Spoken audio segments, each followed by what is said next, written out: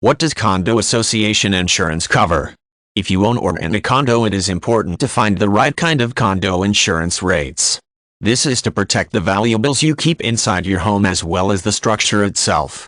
Condos are unique structures and require special insurance for this reason. Most condos will have an association the owner or renter will belong to.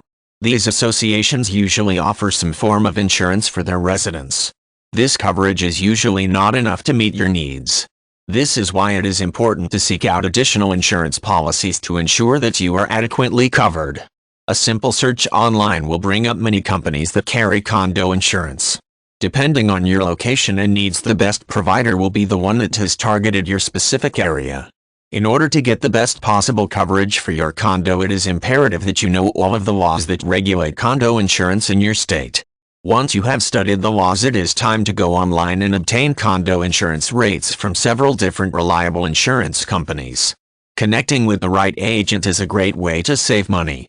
This is because most agents work for several insurance companies and will work to get you the best possible rate. Connecting with an agent who has a large network is very beneficial and can save you both time and money.